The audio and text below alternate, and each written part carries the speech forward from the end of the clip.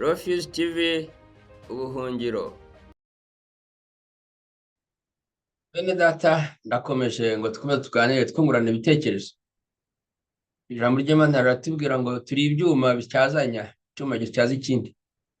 Ubu rero ndi kubatyaza mu kuva mu masengesho y'imburamumaro, yayandi Imana idasubiza idashima, ayo Yesu atubwira kutakora, hanyuma tukajya mu masengesho y'umumaro, ayo Yesu atwigisha uburyo bwiza bwo kuyakora.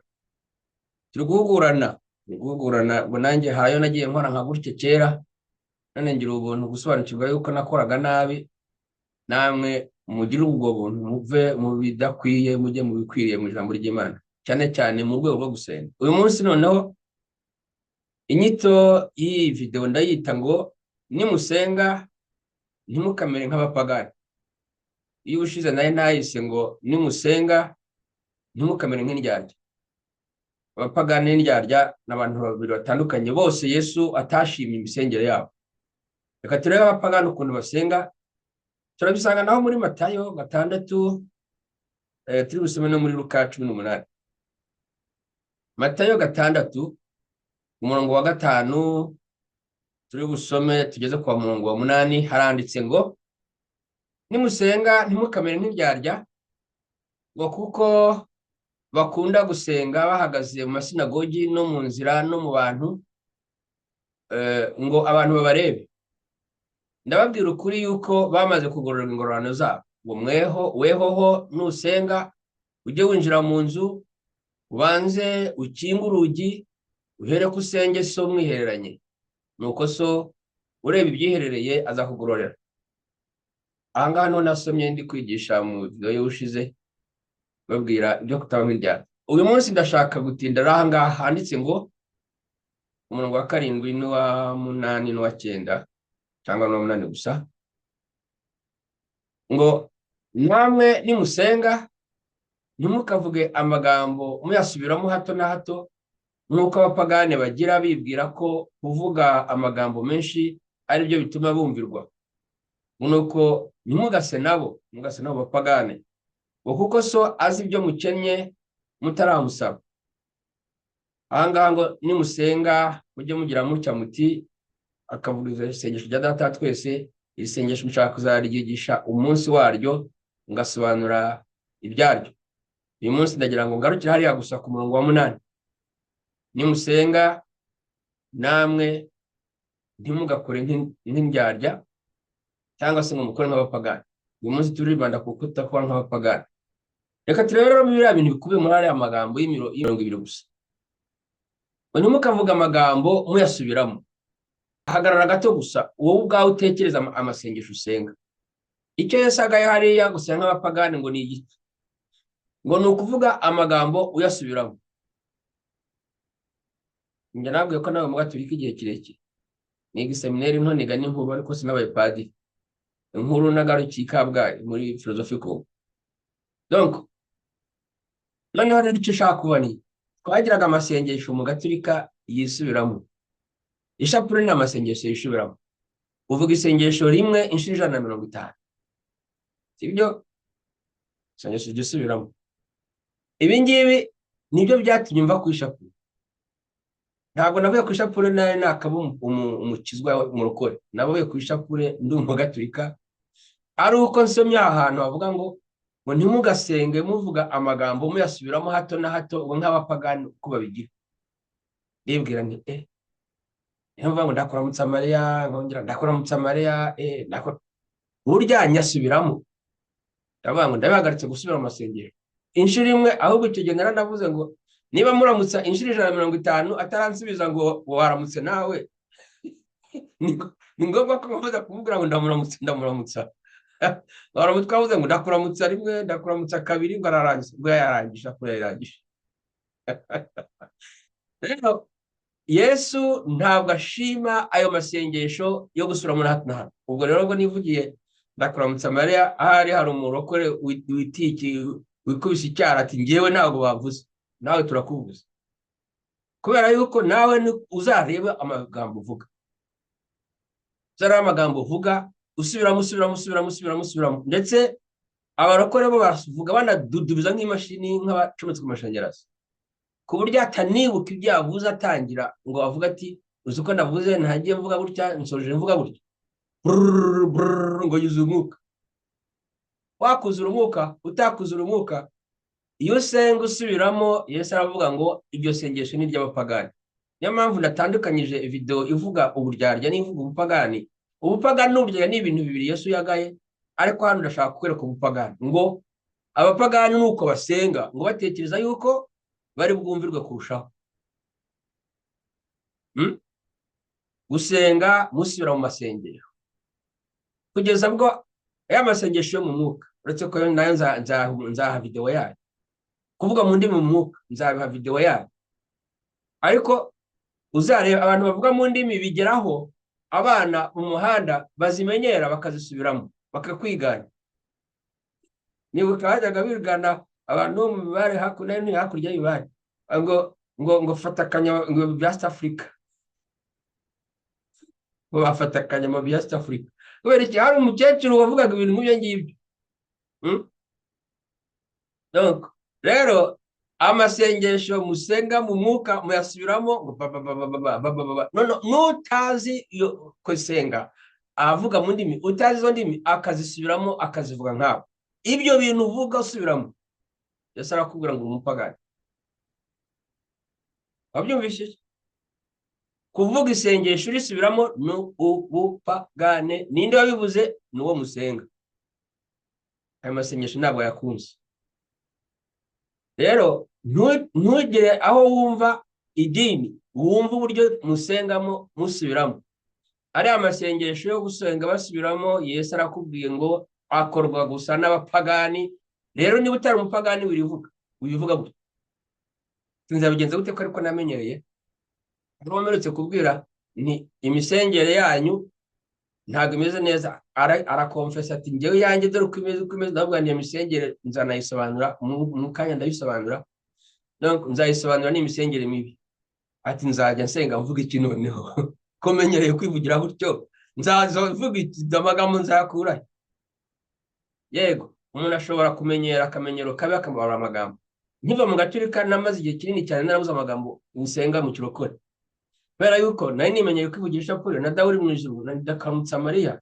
Nimenyeye kwivugira amasengesho twajyaga tujya kurya twifitiye inzara bavuga ngo ari sengesho abo nkibyibuka hashize imyaka myinshi, ariko bavuga ngo ibari Mariya utasa mu cyaha kugira ngo uhite wirira ka kagambo kamwe umuntu asubiramo ugahita ujya kwirira. Rero iyo umuntu amenyereye kuvuga dudubiza avuga ibintu bitari byo bakamubwira bati ibyo uvuga ntabwo ari byo, bimufata igihe kugira ngo azabone ubundi buryo bwiza bwo gusenga. Ingorane ntushake gukomeza gukora ibyo umenyereye bitari byiza, Imana irigaya, umwuka bigaya. Erega ibintu ndi kukubwira ni ijambo ry'Imana. Ijambo niwo mwuka. Ni ukuvuga ngo ubwo umwuka bigaya bihindura. Bizagufata yenda igihe cyo kugira ngo ubone noneho amagambo akwiriye yo kubwirwa Imana, ariko ureke gusubiramo hato na hato kandi ureke kuvuga ibintu no gushaka no kuvugira mu ruhame. Biveho ibyo noneho bizagufata igihe kinini cyo kubyiga guhindura, ariko emera ujye mu gihe cyo guhiga guhindura uburyo bushya bwo gusenga no kuvugisha Imana mu mwiherero. Uvugisha Imana udasubiramo hato na hato. Reka kuba umupagani, reka no kubinjyana ibintu uko ari. Ujya mu ruhame akavuga amagambo ye ngo ari gusenga Imana ni injyana, naho uvuga asubiramo hato na hato ni umupagani. Rero ijambo ry'umupagani nkuko nabasobanuriye ko injyana ari umuntu ufata maske akigira uwo atari, akambara akina ikinamico kugira ngo bigaragare ko ari gusenga. Umupagani ni umunyamahanga. Ni ijambo mu by'ukuri riva ku Kilatini. Ntabwo nzi impamvu babyanditse muri Bibiliya yera bakavuga ubupagani, kandi Bibiliya yera ntabwo itaraduje iturutse mu Kilatini, bayitaraduje baturukije muri Bibiliya y'Ikigereki bifashishije Bibiliya yitwa King James.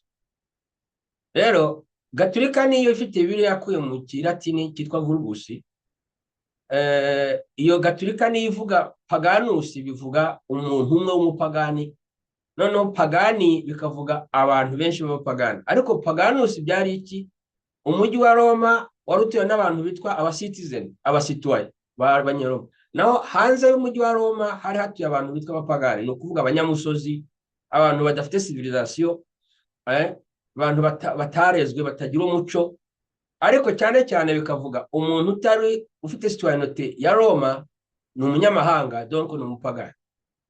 Rero Yesu akoresha ijambo yashakaga kuvuga abantu badafite irangamuntu cyangwa se badafite citoyenneté y'ijuru, badafite passport yo mu ijuru, badafite irangamuntu y'ijuru, abantu batari abana b'Imana, batavutse mu Mana, batavutse bwa kabiri, nibo bapagani. Nibyo dusomana mu jambo ryo mu Isezerano Rishya. Ni ukuvuga ngo abantu batavutse bwa kabiri nibo bonyine bemerewe mu by'ukuri gusenga basubiramo kandi bavuga amagambo menshi, ubakeka ko ari bwo Imana iri bubumvire. Muribuka ba bandi bo kwa Bayali barasakuje kuva mu gitondo kugera n'umugoroba bagisakuza, barikebagura nta kundi batagize, bagasakuza yego kugeza ubwo Eliya abishimye hejuru ati ega Imana imenye isinzira nimuyikangure muvuge cyane endera kanguka. Ibyo ngibyo b'abaporo bacu bafata microphone bakavuga baba basakuriza umujyi wose. Rero bundi leta yarabifunze mukagira erega leta nayo umukozi w'Imana. Iyo nduru z'amasengesho mu mujyi Imana irazirambiwe, niyo mpamvu yemeye ko leta zifunga. Ni ubupagani. Mwebwe mwagombye kuba nk'abana b'Imana kandi muzi ko Imana ibatuye mu mitima yanyu, muzi ko Umwuka Wera mu mitima yanyu, muzi ko So na Mwuka Wera n'Umwana batuye iwanyu. Koko hagomba microphone kugira ngo uhamagare Umwuka Wera umubwire. Hagomba microphone kugira ngo ubwire So uri umutima wawe na Yesu uri umutima wawe. Ntabwo byari bigomba. Niyo mpamvu induru musakuza mu migi, leta igahabwa Umwuka Wera wo kuza kubafungira. Leta ifite Umwuka Wera wo kubarusha kuko musenga nk'abapagani. Ibyo Yesu yavuze rero. None rero mureke ubupagani, mumenye ko urusengero ruri mu mutima wanyu, mumenye ko Imana mubwira itari kure yanyu, Yesu mubwira ntari kure yanyu. Si ngombwa gusakuza, azi no gusema ibitekerezo byanyu, sibyo? Ngo ntimugase nk'abapagani ku murongo wa 8 ngo kuko So azi ibyo mukennye byose mutaramusaba. Ubwo hejuru aha hantu umwana w'Imana ntabwo akeneye kubumbura akanwa ke avuga, kuko Se azi ibyo akeneye akabimuha atagombye kubumbura akanwa ataramusaba. Nicyo bivuga ngo Iso wo mu ijuru azi ibyo mukennye kandi abibaha mutaramusaba. Rero kavuga uwo nguwo ari ukumbwira ati nsenga nawe nawe ndabyemeye sinzi ukuntu nzahindura kuko sinzi icyo nzajya mvuga. Ariko naramubaje nti ufite abana? Ati ndabafite. None se abana bawe nibo bakubwira ngo bagaburire cyane cyane bakiri batoya? Oya. Nibo bakubwira se ngo bajyane kwa muganga barwaye? Oya. Nibo bakubwira se ngo bambaye ubusa? Oya. Nibo bakubwira se ngo ngwino bahanagure binereye? Oya. None se niba uzi gukorera neza abana bawe, kuki utekereza ko Imana itazi gukorera neza abana yabyaye? Niba uzi kumenya yuko umwana wawe iyo arize ashonje cyangwa ari yarira ukamenya ko yinyariye, cyangwa yagira gute ukamenya ko arwaye umusonga ukamwambika, niki gituma udatekereza ko n'Imana ibishoboye ku bana bawe? We yaravuze ngo nuko Iso azi ko mubikeneye mutarabisaba. Ni ukuvuga ngo iyo ugiye imbere y'Imana ugatekereza yuko nutavuga atari bugusubize, uri umupagani, kuko ubutekereza ko ntacyo upfana nawe, uri umunyamahanga ku Mana. Ariko umuntu ujya imbere y'Imana azi neza yuko Imana ari umubyeyi, azi neza yuko uko nawe ari umubyeyi w'umuntu atirengagiza ibyo abana be bakeneye, azi neza yuko Ise adashobora kwirengagiza ubukene bwe n'ibyo afite byose, n'ibyo akeneye byose ko Ise azi kubitanga atabumbuye umunwa. Ahandi tugiye kureba naho ni muri Matayo. Iyo uretse gusenga nk'indyarya, icya kabiri reka no gusenga nk'abapagani. Ibyo rero urabikura muri Matayo 6 ku murongo 25 tugeze kuri 26. Ngo nicyo gitumye mbabwira nti ntimukiganyire ngo mutekereze ubugingo muti tuzarya iki cyangwa muti tuzanywa iki. Ntimwiganyire ngo mutekereze iby'umubiri wanyu ngo tuzambara iki. Mbese ubugingo ntiburuta ibyo kurya. Umubiri nturuta imyambaro. Nimurebe ibiguruka mu kirere, ntibibiba, ntibisarura, ntibihunika mu bigega, kandi se wo mu ijuru arabigaburira nabyo. Mwebwe se ntimubiruta cyane? Aha kantu turaza gukomeza, ariko reka turebe ibintu umuntu yakuramo by'inyigisho z'ukuri. Kubera ko aha ngaha ari kuvuga abantu babaye abana b'Imana, abagereranya n'abatari abana b'Imana bitwa abapagani, arababwira ati ntimugahangayikishwe n'ibyo kurya, ntimugahangayikishwe n'ibyo kunywa, ati kubera ko so wabahaye ubugingo. Mbese ubugingo ntiburuta ibyo kurya? Iso wabahaye ubugingo muri Yesu Kristo, kuvuga bagize abana be, ntabwo mukiri abapagani imbere ye, ntimuri abanyamahanga imbere ye. We iso wabahaye ubwo bugingo akabaha umubiri, ngo mbese umubiri nturuta ibyo kurya? Ubugingo ntiburuta imyambaro? Kandi koko none se wapfuye wakwambara se ukawambara icyo gutanakwiyana? None Imana yaraguha ubugingo muri Yesu ikaguha kubaho iteka, ntabwo yaguha kubaho ngo ubeho wambaye ubusa. Ntabwo Imana yaguha kubaho ngo uzabeho utagira icyo wambaye. Ni ukuvuga ngo yaguhaye kubaho ihita irashyiraho yuko uzabaho wambaye.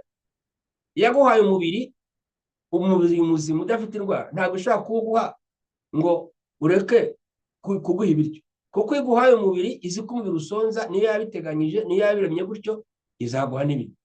Nicyo bivuga. Ati rero inyoni, ibyo mu kirere bisiga n'inyoni, ati ntabwo bihinga, nta nubwo bihunika, ariko Imana irabigaburira. Hari ibintu byose muri Bibiliya nkunda kwita kuri bene nk'utu nguru. Hari ahandi hantu mu Isezerano rya Kera, uretse ko njye ntakunda kwigisha mu Isezerano rya Kera, mu Isezerano rya Kera yabwiraga abantu ngo nibajya gusarura mu mirima bajye basigamo imyaka, kubera impamvu ebyiri. Impamvu imwe ni ukugira ngo abanyamahanga bari muri icyo gihugu bazajye bashobora nabo kujya guhumbahumba mu mirima bakuremo ikibatunga, kuko niba ari abanyamahanga ntibafite isambu ntibashobora guhinga. Wowe rero wahinze ukeza, ujye usigamo imyaka kugira ngo umunyamahanga azashobore kugira icyo asarura nabo kimutunga. Nta murima afite wo kugira, kandi yenda gusabirira ntabwo ari byiza, ajya aza guhumba mu mirima yawe wejeje. Ikindi cya kabiri cyantangaje, nicyo cyantangaje ngiye kuvuga, nuko yavuze ngo ntimugasarure mu mirima yanyu ngo mubimaremo, ngo kuko n'imbeba zo mu kigunda zikeneye ibyo kurya. Imana igateganya yuko mu gihe musaruye mu mirima yanyu, basarura mu mirima yabo icyo gihe, basigamo n'ibiryo, atari iby'abantu gusa, ahubwo n'imbeba zo mu kigunda ngo zitazabura ibyo kurya, nazo zizabona ikizitunga ziri mu mirima. Noneho rero ngo inyoni ngo arazigaburira. Murabizi ntabwo zihinga, ntabwo zihunika, ariko azigaburira gute? Azohereza kujya kurya mu mirima yacu. Urahinga wakweza amasaka, inyoni zikaza kugutanga gusarura. Burya rero ngo zazoherejwe n'Imana. Bivuga ngo Imana mu by'ukuri yita ku biremwa byayo byose, ikompri inyamaswa.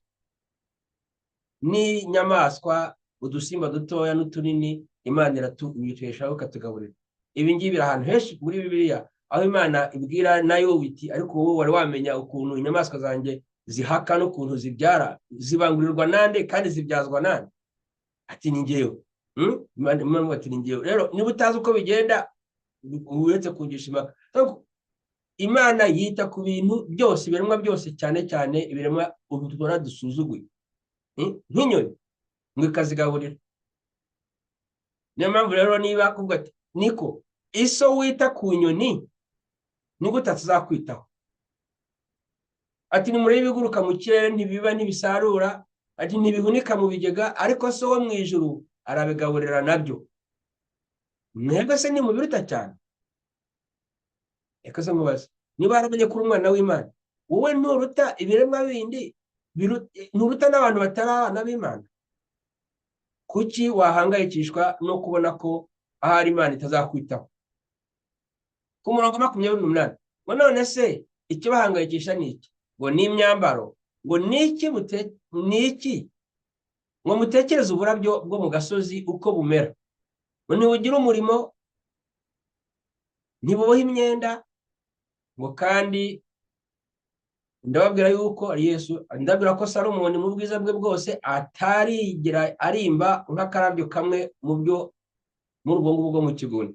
Atari ko Imana ubwo yambika ubwatsi bwo mu gasozi ityo buriho none ejo bukajongwa mu muriro, ni ukuvuga ibyatsi byose n'ibiti byose ubundi mu by'ukuri barabicana. Ati ntizarushaho kubambika mwaba afite kwizera gukeya. Bivuga ngo iki? Iyo umuntu aje imbere y'Imana ari umwana w'Imana agashimishwa no kwatura amagambo ye, asuka amagambo menshi imbere y'Imana, ayaka ibyo kurya cyangwa ibyo kwambara, Imana imwita ngo iki? Ngo afite kwizera gukeya. Nzi umupasiteri nako yitwa Apotre wigeze kuvuga bijya no kuri social media ngo niba mudashaka gutaka ngo mujye mureka ngo twebwe ngo tugende dutake, kuko ngo niyo dutatse ngo Imana yo ngo sinzi ukuntu yabicurikiranyije ukuntu, ariko bivuga ngo abantu bagomba kujya imbere y'Imana kujya gutaka ngo kuko ngo badatatse Imana ntibasubize. Abo bantu bagomba kujya gutaka imbere y'Imana baba badatatse ntibasubize ni abapagani.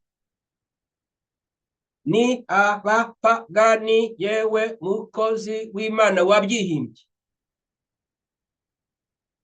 Wowe korera Imana wariyise titre wihimbye. Abantu bagomba kujya kuborogira imbere y'Imana ngo ukundi bumve ni abapagani, ntabwo ari abana bayo. Ibyo ngibyo bigaragaza kwizera gukeya, yewe muhimbahimbye. Byose nibyo bihimbano by'umwuka ubabwira ugiye ku Imana yagutumye kujya kubwira abantu. Nicyo gihimbano cy'umwuka wabonye.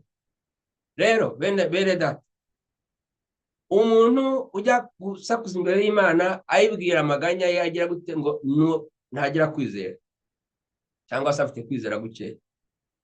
Wagombye kugirira Imana icyizere gituma umenya yuko kuko yakubyaye izakwambika, kuko yakubyaye izakugaburira, kuko yakubyaye ikurebera nk'ababyeyi bose bo ku isi. Kandi yaravuze ahandi ntari busome uyu munsi ngo ababyeyi bo mu isi abana banyu babaka amafi ntimubahe inzoka, ababyeyi bo mu isi abana banyu babaka amagi ntimubahe sikorupiyo, ababyeyi banyu bo mu isi muzi kugira abana banyu neza kandi muri babi, ngo Data wo mu ijuru kuko azareka kugira neza abana be, intore ze. Mureke kuba abizera bikeya imbere y'Imana, muyibwira muyitotesha amagambo mwitwaje ngo nuko basenga. Ntabwo ari uko basenga Yesu si ibyo yashimye, kandi Yesu niwe mukurikiye. Niba avuga ko atari uko gusenga neza, hindura jya mu byo Yesu ayita gusenga neza. Abana b'Imana ntibakeneye kujya imbere y'Imana ngo bajye gucura imiborogo biganyira ibyo kurya n'ibyo kwambara n'imibereho yabo. Yesu aravuze ngo niba mubikora gutyo muri abemera gato cyangwa se muri abatagira kwemera nabo. Kuri Matayo 6:33 haranditse ngo mubanze mushake ubwami bw'Imana no gukiranuka kwayo, ibyo byose muzabyongerera.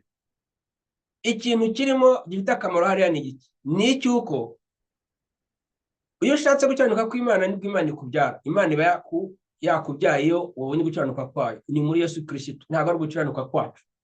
Mu yindi video naberetse ugukiranuka k'umufarisayo wagiye akaratira Imana yuko atanga icyacumi n'amaturo, ukuntu yiyiriza inshuro 2 mu cyumweru, ukuntu atari umusambanyi, ukuntu atakora ibyaha byo kwiba nk'abakoresha ko, hanyuma akava mu gusenga kwe Imana ngo itamwemere. Naho wagiyeyo ntatinyuke no kubwira Imana ibyiza bye, akavuga gusa ko ari umunyabyaha, ngo ava mu rusengero Imana yamwejeje yamutsindishije. Rero umuntu wagire Yesu ameze nk'uriya mukoresha w'ikoro Imana itsindishiriza. Niyo mpamvu kwakira agakiza gukiranuka kw'Imana ari byo byonyine bituma Imana biriya bindi ibikongerera. Kuki bikongerera?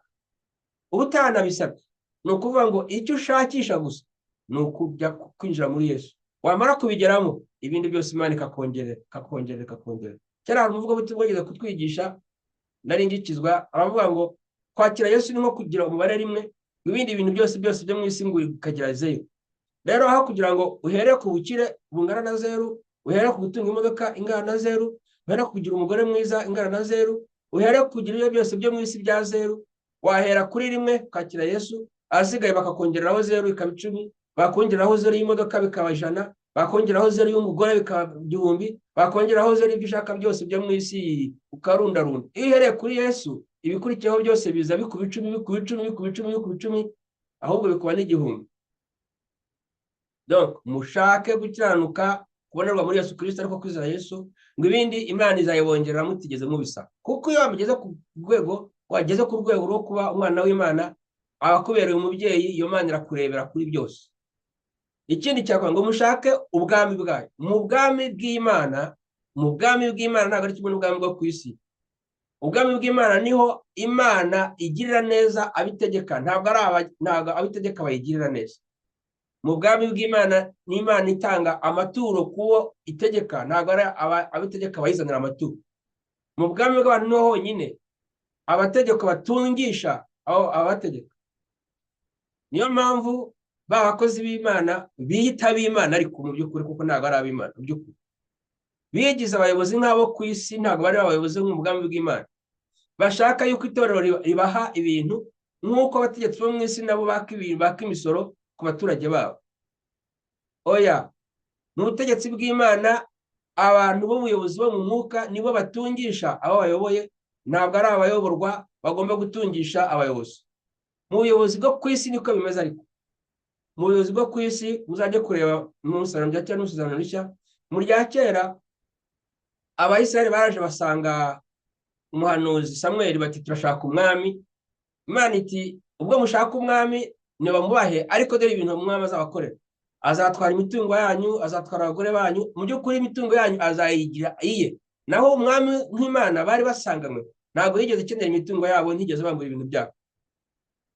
Nuko ati ngaho nimugende, umwami wo ku isi niko ameze, umwami wo mu ijuru ntabwo ari uko ameze. Niyo mpamvu gushaka ubwami bw'Imana ni ukwishakira assurance, ni ukwishakira assurance y'ubuzima, kubera yuko ntabwo Imana idukeneye ngo tugire ibyo tuyiha. Imana ahubwo icyo gihe iyo iraguha kuko ifite byinshi. Imana irakureberera, iragukorera kuko ifite byinshi. Ubwami bw'Imana ni ahantu Imana ikorera abantu bayo, ntabwo ari ahantu abantu bakorera Imana. Abanyedini twebwe baratubwira ngo dukorere Imana, twitange, tugire gute, dutungisha Imana. Imana batungisha ntabwo ari Imana y'abana b'Imana, ni Imana y'abapagani. Ni Imana yande y'abapagani. So mushaka gukiranuka rero kwa Yesu Kristo n'ubwami bw'Imana, aho Imana ikorera abantu bayo, noneho ibindi byose irabibongerera, kuko mu bwami bw'Imana iguhera ubuntu, ntimugura. Nta kigusaba gukora kugira ngo iguhe, ntigusaba no gusenga kugira ngo iguhe, kuko izi ibyo ukeneye ikabiguha mutagombye kubigura. Urabyumva? Noneho rero ku murongo wa 32 ngo kuko ibyo byose abapagani barabishaka, uko byumva, ngo ariko ngo So wo mu ijuru azi ko mubikeneye byose. Ibyo byose abapagani barabishaka, ariko So wo mu ijuru we azi ko, ahubwo ntabwo baba mubikeneye, azi ko mubikwiriye. Aha rero igituma mubikeneye cyangwa mubikwiriye bitandukanye. Aho kuvuga ngo So azi ko mubikwiriye, ni ukuvuga ngo muri abana be, ibyiza bye nk'umubyeyi ni ibyanyu, mubifiteho uburenganzira. Naho ngo murabishaka cyangwa murabikeneye, ubikeneye ariko utabifiteho uburenganzira. Kuba mubikwiriye nuko ari uburenganzira bwanyu nk'abana guhabwa umutungo wa So, ubukire bwa So, niba Se ari umwami mukabona ibintu by'ubwami. Kuba muri mu bwami bw'Imana ni ukuvuga ngo, aho ndababwiye ngo umwami nk'Imana we agabira abantu mu bwami bwe, ntabwo ari abantu mu bwami bwe bamugabira. Ni ukuvuga ngo ni uburenganzira bw'umuntu uri mu bwami kubwira umwami ati nkeneye ibintunga, nkeneye ibyo nambara, nkeneye ibingibi, nkeneye ibingibi. Ni uburenganzira, ntabwo ari ukwinginga. Nujya gusenga, nujya kubigisha ibya isengesho rya Data twese, buryo uri kuvuga ngo Data twese, ubwira Imana ngo niba ndi umwana wawe mfite uburenganzira kwiki. Iyo umuntu ari kubwira Imana Data twese, abaje kuvuga claiming right, ngo mfite uburenganzira kwibingibi, mfite uburenganzira kwibingibi, mfite uburenganzira. Iyo umuntu aje mu bwami bw'Imana akaza abwira agasuje Imana, abavuga claiming right, mfite uburenganzira kwiki ngiki, mfite uburenganzira kwiki ngiki. Niyo masengesho y'abana b'Imana, ni uguclaiminga, nuko claim cyangwa kuruvandika bimutera. mu kinyarwanda. Nta kintu twabwiye ikizungu cyaraduteye twambura n'ikinyarwanda cyacu, ariko ni ukwaka uburenganzira ufite nk'umwana w'Imana, ukaka uburenganzira ufite nk'umuntu utuye mu bwami bw'Imana. Ngaho amasengesho ntabwo ari ugusaba, gusaba no guhabwa uburenganzira bwawe biratandukanye. Iyo waka uburenganzira bwawe ukora icyo bita petition, ni ukuvuga kwandika ibaruwa cyangwa se ikintu kimeze nk'ikirego ubwira leta ngo ufite uburenganzira bwanjye ni nk'ubu. Iyo waka pasiporo ufite ubwenegihugu ntabwo ari ugusaba pasiporo, ni uburenganzira bwawe bwo guhabwa pasiporo. Iyo waka kurenganurwa mu gihugu runaka, ni uburenganzira bwawe bwo gusaba igihugu cyawe ko kikurenganura kikakurinda. Ngiryo isengesho ry'Imana ritandukanye n'iry'abagaragu, iry'abana nako ritandukanye n'iry'abagaragu. Bene data, mureke kuba abapagani imbere y'Imana, ni ukuvuga kuba abanyamahanga ku Mana kandi mwitwa ko muri abarumuna ba Yesu. Nimwinjire mu burenganzira bw'abana b'Imana duheshwa nuko twafashe gukiranuka kwa Yesu Kristo kandi tukinjira mu bwami bwa Yesu Kristo. Reka mbibutse imigani ibiri. Hari imigani ibiri Yesu yavuze, ari naho yavuze ngo abantu bajye basenga batitirije, ukagira ngo yarababwiye ngo bajye basenga basubiramo cyangwa bajye basenga babwira Imana itumva. Hari imigani ibiri, hari umugani w'umucamanza n'umupfakazi, uzawusoma muri Luka 18 kuva ku murongo wa 1 kugera ku wa 8. Hari n'ahandi avuga undi mugani w'umuntu wari ukigize abashyitsi bakeneye imigati, akajya kwa mugenzi we akamukomangira kugeza igihe undi avuga ati umburije ibitotsi, reka mbyuke bw'imigati yawe ugiye numvira ahangaha. Iri imigani yombi, umucamanza mubi wa undi muzatinyimana n'abantu warenganuye umupfakazi, amurenganiye kuko umupfakazi ngo yaragiye kumena umutwe. N'undi muntu w'umuturanyi nawe ujya kwaka imigati akasakuza kugeza ubwo umuntu abyuka akamuha ibyo ashaka. Reka turebe umugani w'umucamanza n'umupfakazi wamutitirije. Biri muri Luka igice cya 8 kamere ku murongo wa 1. Nasoma nihuta kuko ntabwo nshaka kuhatindaho ngo no kubigira birebire. Abacira umugani wo kubigisha ko bakwiriye gusenga iteka ntibarambirwe. Arababwira ati hariho umucamanza mu mudugudu umwe utubaha Imana ntiyitewe no ku bantu. Iyo nkuru reka nyivuge amagambo kugira ngo nigende. Umupfakazi yagiye gusaba umucamanza ngo namurenganure, atinda kumurenganura umupfakazi, aratitiriza kugeza igihe bamurenganuriye. Ku murongo wa 6 ngo nuko umwami Yesu arabaza ati ntimwumvise ibyo umucamanza ukiranirwa yavuze, ngo ubwo bibaye bityo Imana se yo ntizarengera intore zayo ngo zitakira ku manywa na nijoro? Mbese yazirangarana? Ngo ndababwira yuko izazirengera vuba. Ariko umwana w'umuntu ngo naza, mbese abasaga kwizera kukiri mu isi. Bo icyo nshaka kwereka ahangaha ni ikintu kimwe. Uyu mupfakazi n'uyu mucamanza ntacyo bapfana. Umwe ni umupagane ku wundi, umwe ni umunyamahanga ku wundi. Bityo rero arakuvuga, Yesu ari kuvuga ngo uyu mupagane umwe yarenganiye undi mupagane, ntacyo bapfana, bitewe gusa nuko amubije amahoro. Ngo mwebwe ngo nk'intore z'Imana, intore z'Imana ngo ntabwo azabarenganura kandi vuba, mumutakira amanywa na nijoro. Bivuga ngo mu by'ukuri ikirimo hariya ntabwo ari uko mugomba gutaka amanywa na nijoro, ikirimo nuko Imana isategereza ko mutaka ayo manywa na nijoro kuko izakurenganura vuba. Rero niba ikurenganiye vuba ntabwo uzabona igihe cyo gutaka amanywa na nijoro. Niba utatse mu gitondo ikakurenganura kuko uri intore yayo, ntuzabona uko wongera gutaka nijoro, kereka niba uri wa mwana murizi wa undi udakizwa intozi.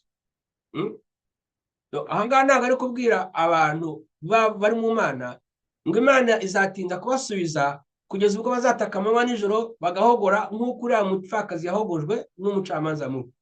Oya, aravuze ngo ubwo bibaye bityo ngo Imana se yo ngo ntizarengera intore zayo ziyitakira. Kuba bayitakira amanywa nijoro ntabwo ari umuntu umwe utaka ku manywa ngo arakomeza atake na nijoro. Oya, hari abataka nijoro Imana igahita ibarengera, hari abataka ku manywa Imana igahita ibarengera. Ntabwo ari ukuvuga ngo bahora bataka rero bitarengerwa kugira ngo barengane nk'uko uriya mupfakazi yarengana. Muri kubyumva? Muri intore z'Imana, bityo ngo izakurengera vuba. izabarengera vuba. Ndababwira yuko izazirengera vuba rwose. Rero ni kurengera vuba si uburyo butaka. Kandi hariya nubwo avuga ngo ku manywa na nijoro, ntabwo bivuga ko ari umuntu umwe utaka ku manywa na nijoro ngo ahore abihoremo. Niyo mpamvu mwebwe bene data muhora mu masengesho yo gutaka ku manywa na nijoro. Ntabwo ari amasengesho mubamo, muba mu bindi bintu. Ntabwo muba muri kubwira so wabatoranyije, kuko iyo barabatoranyije yabagombye kubatabara vuba. Niba nabwiraga uwumva yenda sinavunika, kuko umwe mu bo nabwiye gutyo yaransobanurira ati urabizi, ati nigeze kugerageza amasengesho ku giti cyanjye muri covid, ati birabanza kungora kuko ndarimenyera amasengesho y'igihogero yo ku rusengero, ariko insengero bazifunze ndagenda nishakira kanjye karago, nuko ntangira kubwira Imana ku giti cyanjye. Nashimishijwe nuko ampa ubuhamya ngo icyo gihe ku karago ke wenyine mu nzu yo wenyine muri covid, kuko atashobora kujya mu nsengero, ngo Imana yamusubije kuruta uko yamusubije igihe yakoraga amasengesho yo mu rusengero. Nashimishijwe nuko ubwo ambwira ngo nyuma kandi aho covid bayikuriyeho, hanyuma abantu bagasubira mu nsengero, akaba atacyongera kubona amasengesho yo ku giti cye. Ntabwo agisubiza nk'uko Imana yamusubizaga cya gihe yari yarashize akarago ko mu cyumba cye wenyine. Mwagiye mukagerageza Imana mu byibabwira, mu kubaha ijambo ryayo, mukayisenga mwiherereye iwanyu, mukareka kutazajya basubiza. Nanga gutanga ubuhamya kuko televiziyo ni televiziyo, ntubuzi iyo biva niyo bijya. Ntabwo nzi niba abantu naho ubuhamya bwabubaka cyangwa bwabasenya, cyangwa se bwaba bya bindi byo gukubita mu gifu bajya mvuga, gukubita mu mazi agakomeza kwigendera. Ariko mfite ubuhamya bw'uko amasengesho nagiye mvuga ubwanjye n'umugore wanjye atarimo, ayo ngana nabaga ntaratangira gupfukama, Imana ikaba yansubije. Iyo ngiye gusenga njyenyine n'umugore wanjye namubwiye, cyangwa namubwiye nti simbonana, nkajya aho ngomba kujya njyenyine. Ubu noneho mfite studio iyo nyagezemo nta muntu unkomangira, ariko iyo naje kubwira Imana njyenyine inshuro nyinshi ntarashyira ivi hasi, Imana iba yansubije. Mwagerageje Imana gutyo mukareba. Kubera iki migenza gutyo? Inshuro nyinshi yarambwiye ngo nujya gusenga ujye ugenda ukubita hakugi, ubwire so mwiherereye, azagusubiza. Ibingejeje aha byose, ibyiza nagize byose mbikura ku masengesho. Nagiye nsenga nta wundi muntu turi kumwe, ntari kumwe na cace, ntari kumwe n'abandi bakristo, ntari kumwe na pasitoro. Ndakubwiye ngo ntari kumwe n'umugore wanjye n'abana banjye. Icyo gihe ntaranapfukama Imana aba yarangije kunsubiza. Ibyambayeho kenshi, bitari rimwe bitari kabiri. Ntabwo ni rwose mbibabwira kuko nta mpamvu yo kubibabwira, si ibyanyu, muzashaka ibyanyu. Rero reka ndekera aha ngaha, ariko mbatumire ngo umwuka, ijambo ndi kuvuga ni ryo mwuka. Mutekereze ko umwuka ari bya bindi mukura jenoside mujya kurota. Ijambo ndi kubabwira ni ryo mwuka. Ijambo rero rirababwiye ngo muhindure umuvuno. Abatazi gukina igisoro, guhindura umuvuno no guhindura icyerekezo wajyagamo. Muhindure icyerekezo mwajyagamo, musenga nabi mujye mu cyerekezo cyo gusenga neza. Mureke gusenga nk'indyarya uyu munsi, mureke gusa nk'abapagani. Ntabwo uri umupagani ku Mana, hanyuma itware nk'umwana nyamwana, wo kwitwara nk'umwana w'umutsindirano. Tuzasubira ubutaha. Refuge TV, ubuhungiro.